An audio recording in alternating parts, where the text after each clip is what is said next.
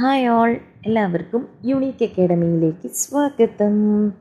അപ്പോൾ ഇന്ന് നമ്മൾ നോക്കുന്നത് നമ്മുടെ UPSC ഇൻ്റർവ്യൂവിന് വേണ്ടിയിട്ട് ചെയ്തിരുന്ന സൈക്കോളജി, നമ്മുടെ LP-UP സിലബസിലെ സൈക്കോളജിയുടെ മുഴുവൻ ടോപ്പിക്ക് നമ്മളൊന്ന് റിവൈസ് ചെയ്യുകയായിരുന്നു. അതിൻ്റെ ഫസ്റ്റ് പാർട്ട് ഇട്ടു, ഇന്ന് അതിൻ്റെ ലാസ്റ്റ് പാർട്ടാണ് കേട്ടോ. 2 പാർട്ടാവുമ്പോഴത്തേക്കും നമുക്കത് കംപ്ലീറ്റ് ചെയ്യാനായിട്ട് കഴിയും, സൈക്കോളജി ടോപ്പിക്സ്. അപ്പോൾ കഴിഞ്ഞ ക്ലാസ് കണ്ടതിന് ശേഷം മാത്രം ഇത് കാണാനായിട്ട് നോക്കുക, എങ്കിൽ മാത്രമേ അതിൻ്റെ ഒരു ഓർഡർ കിട്ടുകയുള്ളൂ കേട്ടോ, ടോപ്പിക്കുകളുടെ ഓർഡർ കിട്ടുകയുള്ളൂ. നമുക്ക് സിലബസിൽ പറഞ്ഞിരിക്കുന്ന അതേ ഓർഡറിലാണ് എടുത്തിരിക്കുന്നത്. അപ്പോൾ അതുകൊണ്ട് നിങ്ങൾക്ക് റിവൈസ് ചെയ്യുമ്പോൾ അത് കുറച്ചുകൂടെ ഈസി ആയിരിക്കും.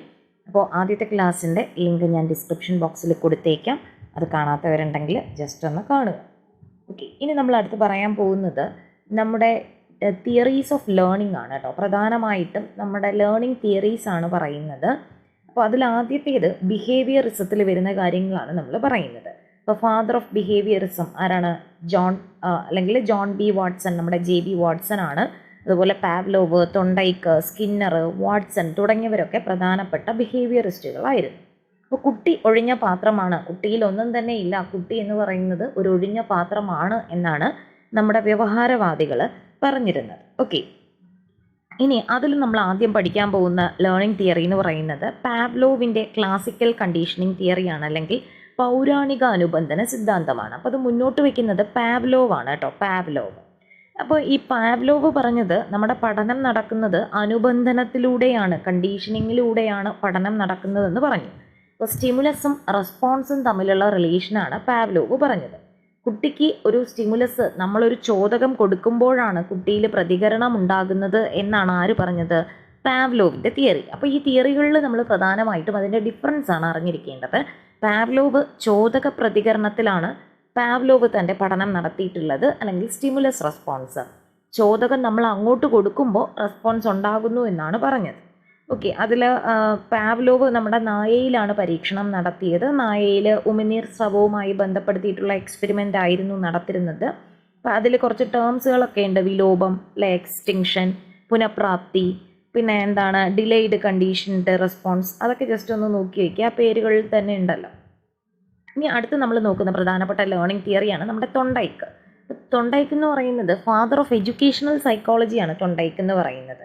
തൊണ്ടൈക്കിൻ്റെ തിയറി എന്ന് പറയുന്നത് ശ്രമപരാജയ സിദ്ധാന്തം, അല്ലെങ്കിൽ ട്രയൽ ആൻഡ് എറർ ലേണിംഗ് എന്നാണ് അറിയപ്പെടുന്നത്. ഓക്കെ, കണക്ഷനിസം എന്ന പേരിലും അറിയപ്പെടുന്നുണ്ട്.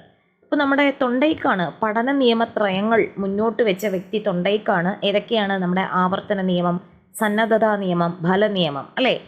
Law of exercise, law of readiness, law of effect, ഇതൊക്കെ മുന്നോട്ട് വെച്ച വ്യക്തി ആരാണ്? തൊണ്ടൈക്കാണ് ഇതൊക്കെ മുന്നോട്ട് വെച്ചേക്കുന്നത്. അപ്പോൾ പഠനത്തിൽ ഇതിൻ്റെയൊക്കെ ഇമ്പോർട്ടൻസ് എന്താണ്, അല്ലേ? നമ്മൾ ആവർത്തിച്ച് പഠിക്കുന്നത് കൊണ്ടുള്ള ഗുണം എന്താണ്? അതുപോലെ പഠനത്തിൽ സന്നദ്ധത ആവശ്യമുണ്ടോ?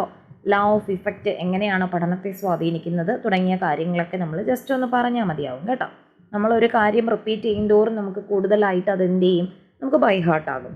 അതുപോലെ സന്നദ്ധതാ നിയമം, നമുക്ക് എന്ത് കാര്യം ചെയ്യാനായാലും നമുക്കൊരു റെഡിനെസ് വേണം, അല്ലേ? നമുക്ക് താല്പര്യമില്ലെങ്കിൽ അത് എന്തെങ്കിലും ചെയ്തിട്ട് കാര്യമുണ്ടോ? ഇല്ല. അപ്പോൾ സന്നദ്ധതാ നിയമവും പഠനത്തിൽ അത്ര തന്നെ ഇമ്പോർട്ടൻ്റ് ആണ്. അതുപോലെ ഫല നിയമം, നമുക്ക് നല്ലൊരു ഫലം കിട്ടിക്കഴിഞ്ഞാൽ വീണ്ടും വീണ്ടും പ്രവർത്തിക്കാനുള്ള ഒരു മോട്ടിവേഷനായിട്ട് മാറും, അല്ലേ?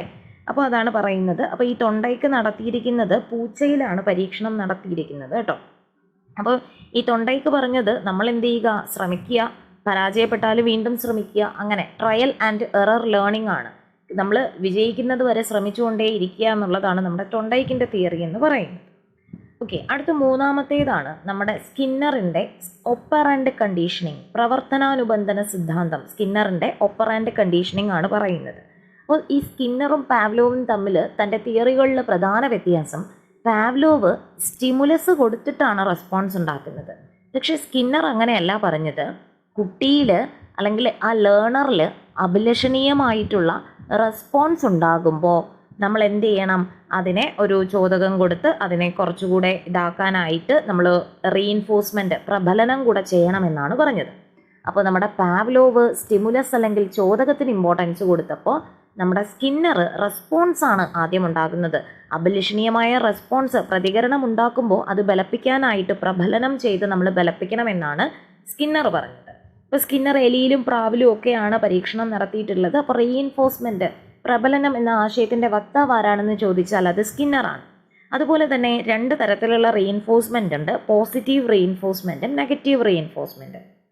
പോസിറ്റീവ് റീഇൻഫോഴ്സ്മെൻ്റ് എന്ന് പറഞ്ഞാൽ ധനപ്രബലനം, അധിക പ്രബലനം എന്നൊക്കെ പറയുന്നുണ്ട്. അതൊരു ആശ്വാസകരമായ പ്രതികരണമാണ്.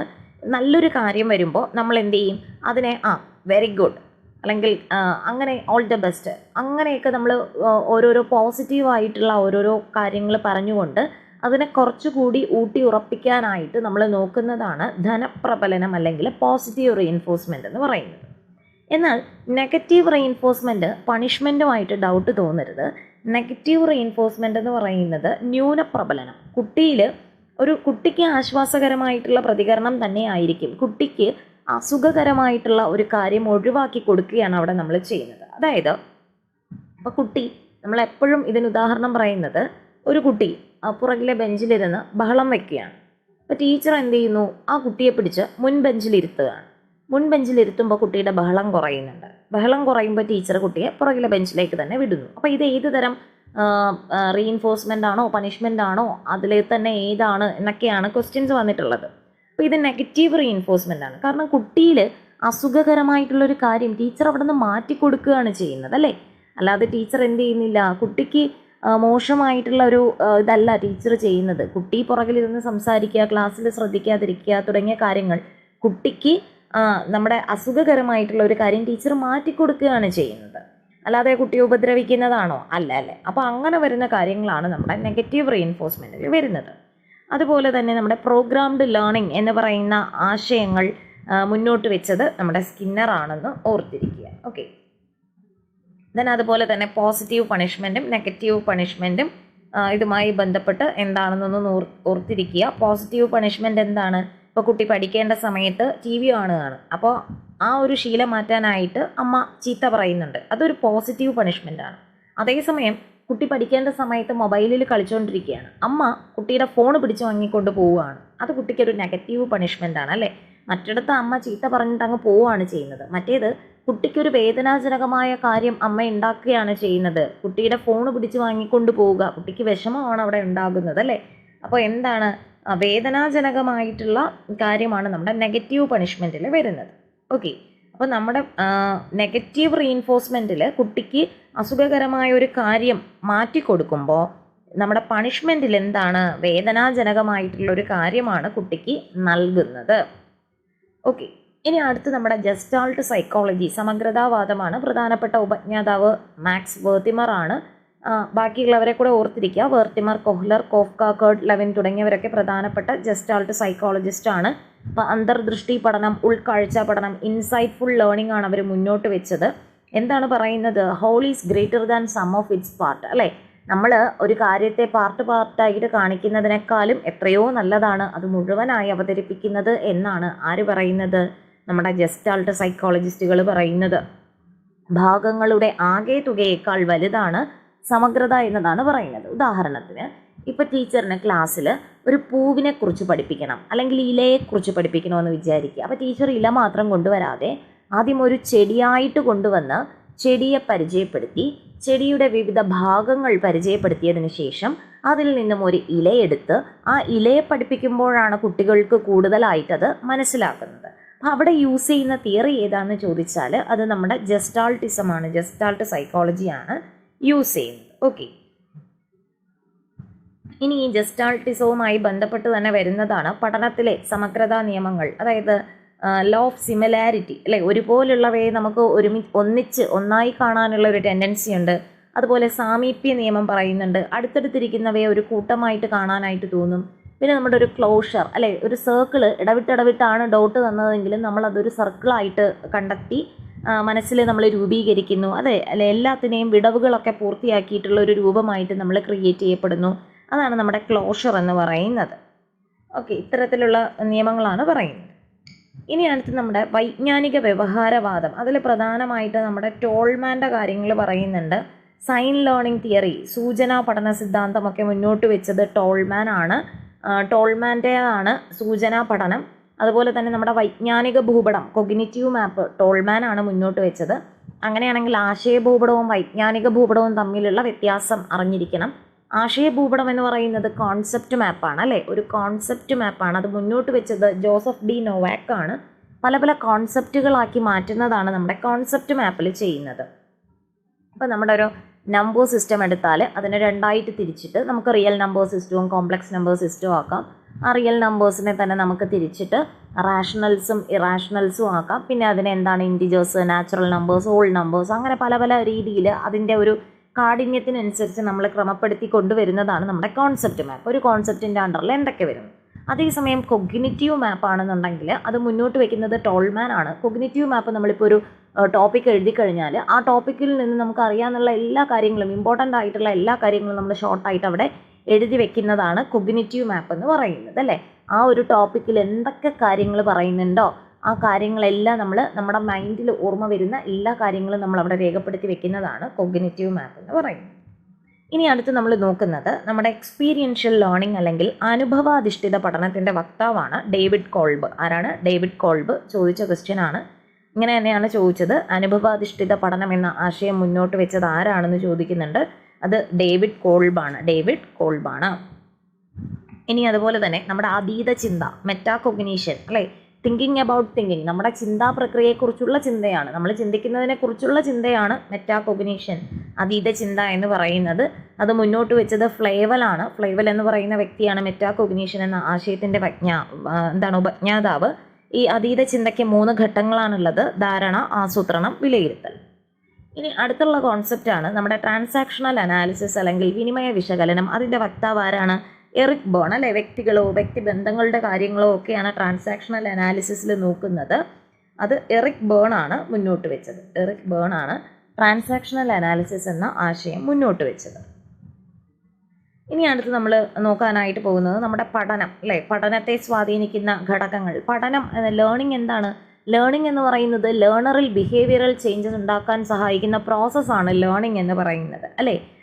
ലേണറിൽ നമ്മൾ ആഗ്രഹിക്കുന്ന തരത്തിലുള്ള ബിഹേവിയറൽ ചേഞ്ചസ് വരുത്താൻ സഹായിക്കുന്ന പ്രോസസ്സാണ് പഠനം, ലേണിംഗ് എന്ന് പറയുന്നത്. ഈ പഠനത്തെ സ്വാധീനിക്കുന്ന ഘടകങ്ങളുണ്ട്: ബുദ്ധി, ഒരാളുടെ ഓർമ്മ, മറവി, പിന്നെ അതുപോലെ തന്നെ ഇൻട്രസ്റ്റ് അല്ലേ, ആറ്റിറ്റ്യൂഡ്, അങ്ങനെയുള്ള ഇൻ്റലിജൻസ് തുടങ്ങിയ പല കാര്യങ്ങളും എന്ത് ചെയ്യുന്നുണ്ട്? നമ്മുടെ പഠനത്തെ സ്വാധീനിക്കുന്നുണ്ട്. ഇപ്പോൾ ബുദ്ധിയെക്കുറിച്ച് അല്ലെങ്കിൽ ബുദ്ധി എന്ന പദത്തിൻ്റെ ഉപജ്ഞാതാവാണ് സിസറോ എന്ന് പറയുന്നത്. പക്ഷേ ബുദ്ധിയെക്കുറിച്ച് ശാസ്ത്രീയമായിട്ടുള്ള പഠനങ്ങളൊക്കെ നടത്തിയ വ്യക്തിയാണ് ഫ്രാൻസിസ് ഗാൾട്ടൺ. പിന്നെ ബുദ്ധി സിദ്ധാന്തങ്ങളുണ്ട്. നമ്മുടെ ഓരോ ബുദ്ധി സിദ്ധാന്തങ്ങളുണ്ട്. ഏകഘടക സിദ്ധാന്തം അല്ലെ, unitary theory of intelligence Alfred ബിനേയുടേതാണ്. അതുപോലെ തന്നെ 2 ഫാക്ടർ തിയറി ഓർത്തിരിക്കുക, സ്പിയർമാൻ്റേതാണ് 2 ഫാക്ടർ തിയറി, ദ്വിഘടക സിദ്ധാന്തം. ബഹുഘടക സിദ്ധാന്തം അല്ലെങ്കിൽ മൾട്ടി ഫാക്ടർ തിയറി ആരുടേതാണ്? തൊണ്ടൈക്കിൻ്റേതാണ്. പിന്നെ ഗ്രൂപ്പ് ഫാക്ടർ തിയറി അല്ലെങ്കിൽ സംഘഘടക സിദ്ധാന്തം തേഴ്സ്റ്റൺ ആണ് മുന്നോട്ട് വെച്ചത്. പിന്നെ നമ്മുടെ ത്രിമുഖ സിദ്ധാന്തം ആരാണ്? നമ്മുടെ JP ഗിൽഫോർഡിൻ്റേതാണ് അല്ലേ. സ്ട്രക്ചർ ഓഫ് ഇൻ്റലിജൻസ് എന്നൊക്കെ പറയുന്നത് നമ്മുടെ ആരുടെയാണ്? JP ഗിൽഫോർഡിൻ്റേതാണ്. അപ്പോൾ അതിൽ 3 തരത്തിലുള്ള ത്രിമാന രൂപത്തിലാണ് ബുദ്ധിപരമായിട്ടുള്ള കഴിവുകളെ അദ്ദേഹം ക്ലാസിഫൈ ചെയ്തിട്ടുള്ളത്. ഓപ്പറേഷൻസ്, കണ്ടന്റ്, പ്രോഡക്റ്റ് തുടങ്ങിയ ഹെഡിങ്ങുകളിലായിട്ട്. ഓക്കെ, മാനസിക പ്രക്രിയകൾ, ഉള്ളടക്കം, ഉൽപ്പന്നങ്ങൾ, അതൊന്നും അങ്ങനെ ചോദിക്കില്ല. പിന്നെ നമ്മുടെ അടുത്ത് നമ്മൾ നോക്കിയിരിക്കേണ്ടത് നമ്മുടെ മൾട്ടിപ്പിൾ ഇൻ്റലിജൻസ് ആണ്. ഹൊവാർഡ് ഗാർഡ്നറിൻ്റെ മൾട്ടിപ്പിൾ ഇൻ്റലിജൻസ് അത് നോക്കിയിരിക്കുക. നമ്മുടെ മൾട്ടിപ്പിൾ ഇൻ്റലിജൻസ് അടിസ്ഥാനമാക്കിയിട്ടാണ് നമ്മളിപ്പോൾ ക്ലാസ് റൂമുകളിൽ നമ്മൾ കുട്ടികളെ ഡീൽ ചെയ്യുന്നത് അല്ലേ. പലതരത്തിലുള്ള ഇൻ്റലിജൻസ് ഉള്ള കുട്ടികളുണ്ടായിരിക്കും. അതുകൊണ്ട് ഒരു ടീച്ചർ മൾട്ടിപ്പിൾ ഇൻ്റലിജൻസ് ഏതൊക്കെയാണ്, എത്ര എണ്ണം ഉണ്ടെന്ന് ഉറപ്പായിട്ടും അറിഞ്ഞിരിക്കുക. ഹൊവാർഡ് ഗാർഡ്നറാണ് അത് മുന്നോട്ട് കൊണ്ടുവന്നത്. ഏതൊക്കെയാണ് ഡീറ്റെയിൽഡ് ആയിട്ട് ഓരോന്നും നമ്മൾ ഇതിനു മുൻപ് പറഞ്ഞിട്ടുണ്ട്. ഓരോന്നും ഏതാണെന്ന് പറയാം. അതിൻ്റെ പേരുകളിൽ തന്നെ ഉണ്ട് എന്തിനെക്കുറിച്ചുള്ളതാണ് എന്ന്. ഫസ്റ്റ് നമ്മുടെ ലിംഗ്വിസ്റ്റിക് ഇൻ്റലിജൻസ് അല്ലെങ്കിൽ ഭാഷാപരമായിട്ടുള്ള ബുദ്ധി. അടുത്തത് ലോജിക്കൽ ആൻഡ് മാത്തമാറ്റിക്കൽ ഇൻ്റലിജൻസ് ആണ് വരുന്നത്, യുക്തിചിന്താപരവും ഗണിതപരവുമായ ബുദ്ധി. അടുത്ത് വിഷ്വൽ സ്പേഷ്യൽ ഇൻ്റലിജൻസ്, നമ്മുടെ ദൃശ്യ സ്ഥലപര ബുദ്ധി. ബോഡിലി കിനസ്തെറ്റിക് ഇൻ്റലിജൻസ് എന്ന് പറഞ്ഞാൽ ശാരീരിക ചലനപര ബുദ്ധി. സംഗീതപരമായിട്ടുള്ള ബുദ്ധി, മ്യൂസിക്കൽ ഇൻ്റലിജൻസ്.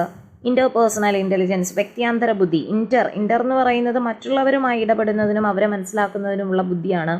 ഇനി വരുന്നത് ഇൻട്രാപേഴ്സണൽ ഇൻ്റലിജൻസ് അല്ലേ, ആന്തരിക വൈയക്തിക ബുദ്ധി.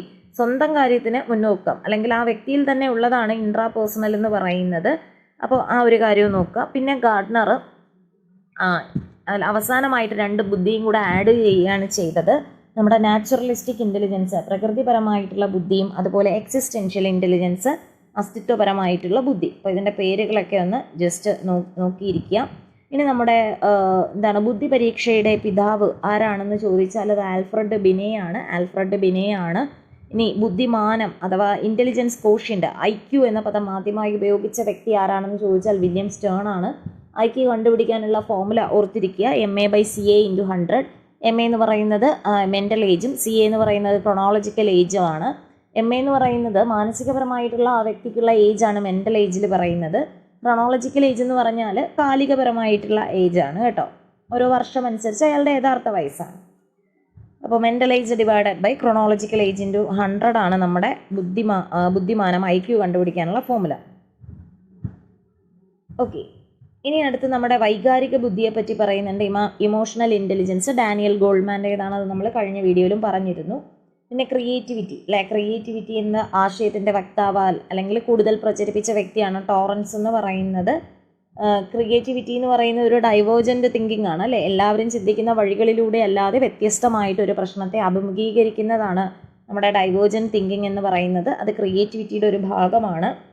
പിന്നെ ഈ ക്രിയേറ്റിവിറ്റിക്ക് ഉള്ള ഘടകങ്ങൾ എന്ന് പറയുന്നത് ഫ്ലുവൻസി, ഫ്ലെക്സിബിലിറ്റി, ഒറിജിനാലിറ്റി ഒക്കെ നമ്മുടെ ക്രിയേറ്റിവിറ്റിയുടെ ഫാക്ടേഴ്സ് ആണെന്ന് ഓർത്തിരിക്കുക. പിന്നെ എന്താണ് ഓർമ്മ അല്ലേ. നമ്മുടെ ഓർമ്മ എന്ന് പറയുന്നത് നമ്മുടെ അനുഭവങ്ങളെ ശേഖരിച്ച് വെക്കാനും അത് ആവശ്യമുള്ളപ്പോൾ ഉപയോഗിക്കാനുമുള്ള കഴിവാണ് ഓർമ്മ എന്ന് പറയുന്നത് അല്ലേ. ശേഖരിച്ച് വെച്ചാൽ മാത്രം പോരാ, അത് അനുഭവമുള്ള അല്ലെങ്കിൽ അത് ആവശ്യമായിട്ടുള്ള സമയത്ത് നമുക്കത് ഉപയോഗിക്കാനും കൂടി കഴിഞ്ഞിരിക്കണം. മറവി എന്ന് പറയുന്നത് ഇതിന് അഗൻസ്റ്റ് ആണ്. നമ്മളെ ശേഖരിച്ച് വെച്ച അനുഭവങ്ങളെ ഓർത്തെടുക്കാൻ കഴിയാതെ വരുന്ന അവസ്ഥയാണ് നമുക്ക് മറവി എന്ന് പറയുന്നത്. ഓക്കെ, ഇനി പഠനത്തിൽ മോട്ടിവേഷൻ്റെ കാര്യങ്ങളൊക്കെ ചോദിക്കുന്നുണ്ട്. എന്താണ് മോട്ടിവേഷൻ അല്ലേ. നമ്മുടെ മോട്ടിവേഷൻ എന്ന് പറഞ്ഞാൽ എന്താണ്? എന്തെങ്കിലും ഒരു കാര്യങ്ങൾ ചെയ്യാനായിട്ട് നമ്മളെ ബാഹ്യമായോ ആന്തരികമായിട്ടോ ഒക്കെ നമ്മളിൽ ഒരു സ്പാർക്ക് തരുന്നത് എന്താണോ അതാണ് നമ്മുടെ മോട്ടിവേഷൻ എന്ന് പറയുന്നത്. ഓക്കെ, പിന്നെ ആന്തരിക അഭിപ്രേരണയും ബാഹ്യ അഭിപ്രേരണയും എന്താണെന്ന് ചോദിക്കുന്നുണ്ട്. ഒരു വ്യക്തിക്ക് സ്വയം അവൻ്റെ ഉള്ളിൽ തന്നെ തോന്നുന്ന മോട്ടിവേഷനാണ് ആന്തരിക അഭിപ്രേരണ. എന്നാൽ മറ്റൊരാളാൽ വഴി അല്ലെങ്കിൽ മറ്റേതെങ്കിലും വസ്തുക്കളാൽ വഴി തോന്നുന്ന മോട്ടിവേഷനാണ് ബാഹ്യ അഭിപ്രേരണ. ഏതാണ് ഏറ്റവും കൂടുതൽ ആവശ്യമെന്ന് ചോദിക്കുന്നുണ്ട്. നിങ്ങൾ ഏത് പറഞ്ഞാലും ഒക്കെയാണ് അത് സമർത്ഥിക്കാനായിട്ട് നോക്കുക. ദെൻ അടുത്തത് നമ്മുടെ അച്ചീവ്മെൻറ്റ് മോട്ടിവേഷൻ്റെ വക്താവാണ് മെക്ലാൻഡ്. അതൊക്കെ ഒന്ന് ഓർത്തിരിക്കുക. പിന്നെ അടുത്ത് ചോദിച്ചിട്ടുള്ള ഏരിയ എന്ന് പറയുന്നത് നമ്മുടെ പഠന വൈകല്യങ്ങളാണ്. ഡിസ്ലെക്സിയ, അതുപോലെ ഡിസ്ഗ്രാഫിയ, ഡിസ്കാൽക്കുലിയ, ഡിസ്പ്രാക്സിയ തുടങ്ങിയവയാണ്. അപ്പോൾ ഡിസ്ലെക്സിയ എന്ന് പറയുന്നത് വായനാ വൈകല്യമാണ്, റീഡിംഗ് ഡിസബിലിറ്റിയാണ് വരുന്നത്. ഡിസ്ഗ്രാഫിയ എന്ന് പറയുന്നത് റിലേറ്റഡ് ടു റൈറ്റിംഗ് ആണ്, എഴുത്തിലുള്ള വൈകല്യമാണ്, ലേഖന വൈകല്യം എന്ന് പറയും. ഡിസ്കാൽക്കുലിയ ഗണിതപരമായിട്ടുള്ള വൈകല്യമാണ് അല്ലേ, മാത്തമാറ്റിക്കൽ പരമായിട്ടുള്ള ആ ഒരു കുറവാണ് നമ്മുടെ ഡിസ്കാൽക്കുലിയ പറയുന്നത്. ഡിസ്പ്രാക്സിയ എന്ന് പറയുന്നത് മോട്ടോർ ഡിസബിലിറ്റിയാണ്, സൂക്ഷ്മവും തുടർച്ചയായിട്ടുമുള്ള പ്രവൃത്തികൾ ചെയ്യാൻ നമ്മൾ ബുദ്ധിമുട്ട് നേരിടുന്നതാണ് ഡിസ്പ്രാക്സിയ എന്ന് പറയും. പിന്നെ നമ്മുടെ ഇൻക്ലൂസീവ് എഡ്യൂക്കേഷനും ഇൻ്റഗ്രേറ്റഡ് എഡ്യൂക്കേഷനും ഒക്കെ പറയുന്നുണ്ട്. ഇൻക്ലൂസീവ് എഡ്യൂക്കേഷൻ എന്ന് പറയുന്നത് എല്ലാ കുട്ടികളെയും അല്ലേ ഡിഫറൻഷ്യലി ഏബിൾഡ് ആയിട്ടുള്ള കുട്ടികളെയും ബാക്കിയുള്ള കുട്ടികളോടൊപ്പം ഇരുത്തി അതേ ക്ലാസ്സിൽ അതേ ടീച്ചർ തന്നെ പഠിപ്പിക്കുന്നതാണ് ഇൻക്ലൂസീവ് എഡ്യൂക്കേഷൻ. എന്നാൽ ഇൻ്റഗ്രേറ്റഡ് എഡ്യൂക്കേഷനിൽ എങ്ങനെയാണ്? ഡിഫറൻഷ്യലി ഏബിൾഡ് ആയിട്ടുള്ള കുട്ടികളെ അതേ സ്കൂളിൽ തന്നെ പഠിപ്പിക്കുന്നുണ്ട്, പക്ഷേ സെയിം ടീച്ചറല്ല, അവർക്ക് വേറെ ടീച്ചറാണ്, വേറെ പഠിപ്പിക്കുന്ന സമയത്ത് വേറെ റൂമിൽ കൊണ്ടുപോകും. അതാണ് നമ്മുടെ ഇൻ്റഗ്രേറ്റഡ് എഡ്യൂക്കേഷൻ എന്ന് പറയുന്നത്. അതൊക്കെ ജസ്റ്റ് ഒന്ന് നോക്കി വയ്ക്കുക. പിന്നെ അടുത്ത് പറയുന്നത് നമ്മുടെ PWD ആക്ട് ആണ്. PWD ആക്ട് 1995 നിയമം പാസ്സാക്കിയതെങ്കിലും 1996 വന്നത്. പക്ഷേ നമ്മൾ PWD ആക്ട് 1995 എന്നാണ് പറയുന്നത്. അപ്പോൾ ആദ്യം ഇത് നിലവിൽ വരുന്ന സമയത്ത് ഈ PWD വിഭാഗത്തിൽ പേഴ്സൺസ് വിത്ത് ഡിസബിലിറ്റീസ് വിഭാഗത്തിൽ 7 വിഭാഗങ്ങളെയാണ് ഇൻക്ലൂഡ് ചെയ്തത്. പിന്നീട് ഇത് 2016 ഈ ആക്ട് അമെൻഡ് ചെയ്യുകയുണ്ടായി. അമെൻഡ് ചെയ്തിട്ട് 14 എണ്ണവും കൂടെ ആഡ് ചെയ്തു. ഇപ്പോൾ മൊത്തം എത്ര എണ്ണം ഉണ്ടെന്ന് അറിഞ്ഞിരിക്കുക. മൊത്തം 21 വിഭാഗങ്ങൾ PWDയിൽ ഉൾപ്പെടുന്നുണ്ട്. 21 വിഭാഗങ്ങൾ PWDയിൽ വരുന്നുണ്ട് എന്ന് ഓർത്തിരിക്കുക. ഇനി നമ്മുടെ എക്സെപ്ഷണൽ ചിൽഡ്രൻ എന്ന് പറയുന്ന ഏരിയ നമ്മൾ ജസ്റ്റ് ഒന്ന് ഓർത്തിരിക്കുക. ആരാണ് എക്സെപ്ഷണൽ ചിൽഡ്രൻ? എക്സെപ്ഷണൽ ചിൽഡ്രൻ എന്ന് പറയുമ്പോൾ എല്ലാവർക്കും പെട്ടെന്ന് ഓർമ്മ വരുന്നത് നമ്മുടെ ഡിഫറൻഷ്യലി ഏബിൾഡ് ആയിട്ടുള്ള കുട്ടിയാണ്. പക്ഷെ അവർ മാത്രമല്ല വരുന്നത്, നമ്മുടെ പ്രതിഭാശാലികളായിട്ടുള്ള കുട്ടികൾ, ഗിഫ്റ്റഡ് സ്റ്റുഡൻസ് വരുന്നുണ്ട്, അതുപോലെ മന്ദപഠിതാക്കൾ വരുന്നുണ്ട്, അണ്ടർ അച്ചീവേഴ്സ് വരുന്നുണ്ട്. ഇവരൊക്കെ എക്സെപ്ഷണൽ ചിൽഡ്രൻ ആണ്. അപ്പോൾ പ്രതിഭാശാലികൾ, ഗിഫ്റ്റഡ് സ്റ്റുഡൻസ് എന്ന് പറഞ്ഞാൽ അവരുടെ IQ അറൗണ്ട് 130 കൂടുതലായിരിക്കും. പിന്നെ അവർക്ക് എന്തൊക്കെ നമുക്ക് കൊടുക്കാൻ കഴിയുമെന്ന് ചോദിക്കാം. നമുക്ക് ഡബിൾ പ്രൊമോഷൻ കൊടുക്കാം, എൻറിച്ച്മെൻറ്റ് ആക്ടിവിറ്റീസ് കൊടുക്കാം, ആക്സിലറേഷൻ, സ്പെഷ്യലൈസ്ഡ് ഇൻസ്ട്രക്ഷൻസ് ഒക്കെ കൊടുക്കാനായിട്ട് കഴിയും. ഇനി മന്ദപഠിതാക്കൾ എന്ന് പറയുന്നത് അവരുടെ IQ ലെവൽ എന്ന് പറയുന്നത് 70-ലും താഴെയാണ് വരുന്നത്. അണ്ടർ അച്ചീവേഴ്സ് എന്ന് പറയുമ്പോൾ അവർക്ക് എബിലിറ്റി ഉണ്ട്, പക്ഷെ അവരുടെ കഴിവിനനുസരിച്ച് അവർക്ക് ഉയർന്നു വരാനായിട്ട് കഴിയുന്നില്ല. അത്തരം വിഭാഗക്കാരെയാണ് നമ്മൾ അണ്ടർ അച്ചീവേഴ്സിൽ ഉൾപ്പെടുത്തിയിരിക്കുന്നത്. ഓക്കെ, ഇനി അടുത്ത് നമ്മൾ നോക്കുന്നത് വിലയിരുത്തലാണ്. വിലയിരുത്തൽ പ്രധാനമായിട്ടും 3 തരത്തിലാണ് വരുന്നത്. പഠനത്തെ വിലയിരുത്തൽ, അതുപോലെ പഠനത്തിനായുള്ള വിലയിരുത്തൽ, ദെൻ വിലയിരുത്തൽ തന്നെ പഠനം. ഇതിൽ പഠനത്തെ വിലയിരുത്തൽ എന്ന് പറയുന്നത് പഠനത്തിന് ശേഷമാണ് നടക്കുന്നത് കേട്ടോ. പഠനത്തിന് ശേഷമാണ് പഠനത്തെ വിലയിരുത്തൽ നടക്കുന്നത്. നമ്മുടെ അസസ്മെൻറ്റ് ഓഫ് ലേണിംഗ് നടക്കുന്നത്. അസസ്മെൻറ്റ് ഓഫ് ലേണിംഗ് ആണ് പഠിച്ചു കഴിഞ്ഞതിന് ശേഷമാണ് വിലയിരുത്തുന്നത്. ദെൻ പഠനത്തിനായുള്ള വിലയിരുത്തൽ assessment for learning, formative assessment പോലെ പഠനം ഉറപ്പാക്കുന്നതിനുള്ള വിലയിരുത്തലാണ്. ക്ലാസ്സിൻ്റെ സമയത്ത് തന്നെ കൂടെ നമ്മൾ നടത്തുന്നു, ഇടയ്ക്കൊക്കെ ക്വസ്റ്റ്യൻസ് ചോദിക്കുന്നില്ലേ, അതാണ് വരുന്നത്. ദെൻ മൂന്നാമത്തേത് വിലയിരുത്തൽ തന്നെ പഠനം, അസസ്മെൻറ്റ് ആസ് ലേണിംഗ്. ഇത് ലേണർ തന്നെയാണ് ചെയ്യുന്നത്, സ്വയം വിലയിരുത്തുകയാണ്. ഇപ്പോൾ ക്വസ്റ്റ്യൻ പേപ്പറൊക്കെ എടുത്ത് വെച്ചിട്ട് ഞാൻ ഈ ക്വസ്റ്റ്യൻ ചെയ്തു, എനിക്കിതറിയാം, എനിക്കിതറിയില്ല, അങ്ങനെയൊക്കെ ലേണർ തന്നെ നടത്തുന്നതാണ് എന്ത്, അസസ്മെൻറ്റ് ആസ് ലേണിംഗ് എന്ന് പറയുന്നത്. ഇതിനടുത്ത് നമ്മൾ ഓർത്തിരിക്കുക, അസസ്മെൻറ്റിൻ്റെ ഭാഗത്ത് നിന്ന് നമ്മുടെ CCE, കണ്ടിന്യൂസ് ആൻഡ് കോംപ്രിഹെൻസീവ് ഇവാലുവേഷനാണ്. ഇപ്പോൾ നിലവിലെ സ്കൂളുകളിൽ നിലവിലുള്ള ഇവാലുവേഷൻ രീതി ഏതാണെന്ന് ചോദിക്കാം. അപ്പോൾ നമ്മൾ CCE ആണെന്ന് പറയണം. എന്താണ്, സ്കോളാസ്റ്റിക്കുമായിട്ടുള്ള എല്ലാ കാര്യങ്ങളുമാണ് നമ്മുടെ CCEയിൽ ഇവാലുവേറ്റ് ചെയ്യുന്നത്. ഇനി അടുത്ത് നമ്മൾ അറിഞ്ഞിരിക്കേണ്ടത്, നമ്മുടെ മൂല്യനിർണ്ണയത്തിന് വേണ്ടിയിട്ട് നമ്മൾ യൂസ് ചെയ്യുന്ന ഉപാധികളൊക്കെ ഒന്ന് ജസ്റ്റ് അറിഞ്ഞിരിക്കുക. വിലയിരുത്തൽ, അഭിമുഖം, നിരീക്ഷണം, കേസ് സ്റ്റഡിയൊക്കെ നമ്മൾ യൂസ് ചെയ്യുന്നുണ്ട്. അതുപോലെ തന്നെ എന്താണ് പോർട്ട്ഫോളിയോ എന്ന് അറിഞ്ഞിരിക്കണം കേട്ടോ. എന്താണ് പോർട്ട്ഫോളിയോ? പോർട്ട്ഫോളിയോ എന്ന് പറഞ്ഞാൽ എന്താണ്? ഒരു നിശ്ചിത കാലഘട്ടത്തിൽ കുട്ടികൾ ഏർപ്പെടുന്ന വ്യത്യസ്തമായ പഠന പ്രവർത്തനങ്ങളിൽ നിന്നും രൂപപ്പെട്ട പഠന തെളിവുകളുടെ ശേഖരണമാണ് പോർട്ട്ഫോളിയോ അല്ലേ. ഇപ്പം നമുക്കൊരു അക്കാദമിക് ഇയർ എടുത്താൽ കുട്ടികൾ കുറേയധികം പഠന പ്രവർത്തനങ്ങളിൽ ഏർപ്പെടുന്നുണ്ട്. മാഗസീൻ തയ്യാറാക്കുന്നു, ചിത്രം വരയ്ക്കുന്നു, അതുപോലെ കളർ നൽകുന്നു, കവിത എഴുതുന്നു, അങ്ങനെ അല്ലെങ്കിൽ എന്തെങ്കിലും മോഡൽസ് നിർമ്മിക്കുന്നു. ഇങ്ങനെ കുട്ടികൾ പല പല കാര്യങ്ങളിലൂടെയും കടന്നു പോകും. ഇതെല്ലാം കൂടി ശേഖരിച്ച അല്ലെങ്കിൽ ഇവയൊക്കെയാണ് പഠന തെളിവുകൾ എന്ന് പറയുന്നത്. ഇതിൻ്റെ ശേഖരണമാണ് പോർട്ട്ഫോളിയോ. ഒരു കുട്ടിയെ സംബന്ധിച്ചുള്ള ഡീറ്റെയിൽസ് നമുക്ക്, അല്ലെങ്കിൽ ആ കുട്ടിയുടെ അക്കാദമിക നിലവാരം പോർട്ട്ഫോളിയോ നോക്കിയാൽ നമുക്ക് മനസ്സിലാക്കാനായിട്ട് കഴിയും. ഇപ്പോൾ ഇത് ഒരു വർഷത്തെ തന്നെ ആകണമെന്നില്ല, ചിലപ്പോൾ ഒരു മാസത്തെയോ ഒരു ടേമിലെയോ ഒക്കെ ആകാം കേട്ടോ. ഇനി നമ്മൾ നോക്കുന്നത് പോർട്ട്ഫോളിയോ വിലയിരുത്തൽ എങ്ങനെയാണ്. ഒരു പോർട്ട്ഫോളിയോ വിലയിരുത്തുമ്പോൾ നമ്മൾ എന്തൊക്കെ കാര്യങ്ങൾക്ക് മുൻതൂക്കം കൊടുക്കും? ഒന്ന്, ആശയവ്യക്തത. എഴുതിയിട്ടുള്ള കാര്യങ്ങൾക്കൊക്കെ ആശയവ്യക്തതയുണ്ടോ? ധാരണകളുടെ സ്വാംശീകരണം, അനുയോജ്യമായ രൂപകൽപ്പന, പൂർണ്ണത, തനിമ, ഇതൊക്കെ നിലനിർത്തുന്നുണ്ടോ എന്നുള്ള കാര്യങ്ങളൊക്കെ നമ്മൾ ജസ്റ്റ് നോക്കണം. ഇനി നമ്മൾ വരുന്നത് നമ്മുടെ ഗ്രേഡിംഗ് സിസ്റ്റത്തിലോട്ടാണ്. ഗ്രേഡിംഗ് സിസ്റ്റം നമുക്ക് രണ്ടായി തിരിക്കാം. ഡയറക്റ്റ് ഗ്രേഡിങ്ങും ഉണ്ട്, നോൺ ഡയറക്റ്റ് അല്ലെങ്കിൽ ഇൻഡയറക്റ്റ് ഗ്രേഡിങ്ങും ഉണ്ട്. ഡയറക്റ്റ് ഗ്രേഡിംഗ് എന്താണ്? കുട്ടിക്ക് ഡയറക്റ്റായിട്ട് ABCD എന്ന് ഗ്രേഡ് കൊടുക്കുകയാണ് ചെയ്യുന്നത്. നോൺ ഡയറക്റ്റ് ഗ്രേഡിംഗ് എന്ന് പറയുമ്പോൾ അതിനെ രണ്ടായി തിരിക്കുന്നുണ്ട്, അബ്സല്യൂട്ട് ഗ്രേഡിങ്ങും റിലേറ്റീവ് ഗ്രേഡിങ്ങും. അബ്സല്യൂട്ട് ഗ്രേഡിംഗ് എന്ന് പറയുമ്പോൾ നമ്മൾ എന്താ ചെയ്യുന്നത്? കുട്ടിക്ക് ഗ്രേഡാണ് നൽകുന്നത്, സ്കോറ് നൽകില്ല. മാർക്കിടും, മാർക്കിനെ നമ്മൾ എന്താക്കി മാറ്റും? ലെറ്റർ ഗ്രേഡാക്കി മാറ്റും.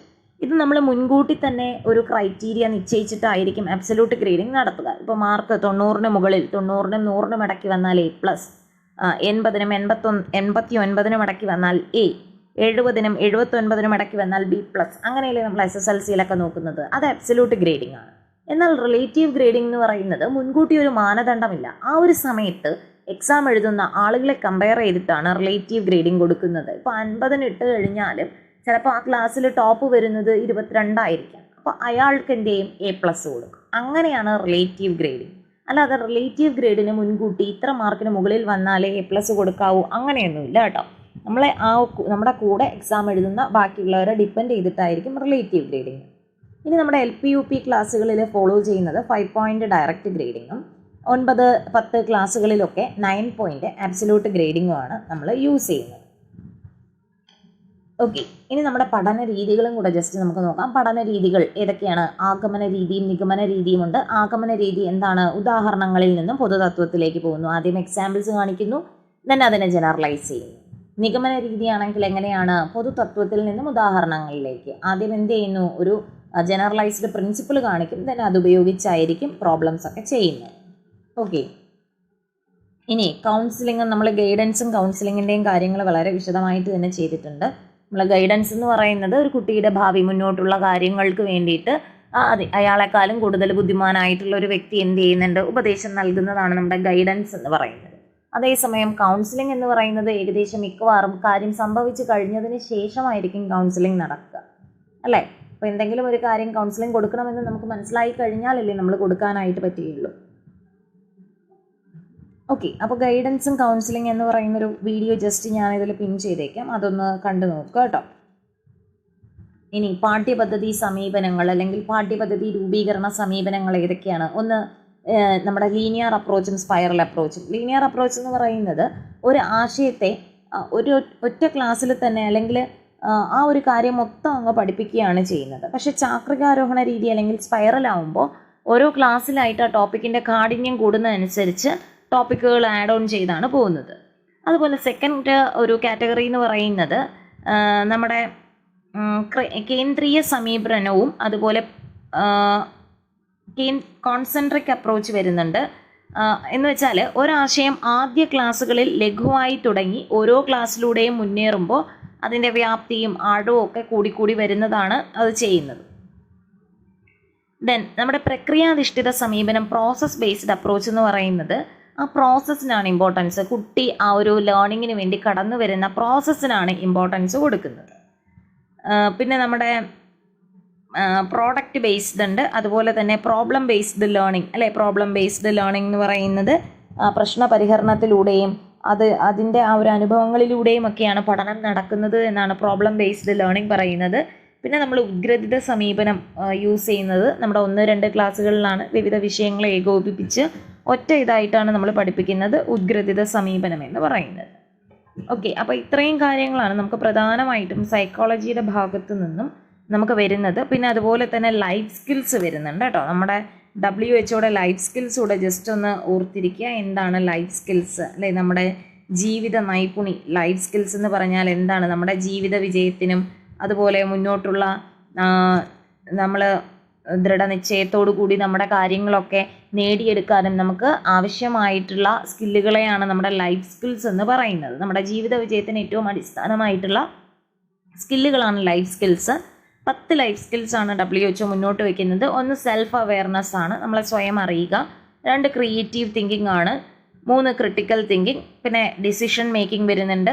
Problem solving skill, communication skill, interpersonal relationship, empathy, coping വിത്ത് സ്ട്രെസ്, കോപ്പിംഗ് വിത്ത് ഇമോഷൻസ്. അങ്ങനെ 10 എണ്ണം കേട്ടോ. മലയാളത്തിലൂടെ പറയാം.